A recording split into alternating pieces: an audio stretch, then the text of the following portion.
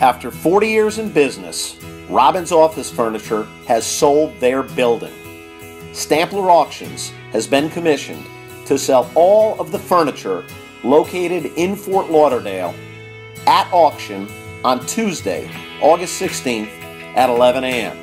Stampler will sell this brand new collection of furniture contained in 25,000 square feet to the highest bidders.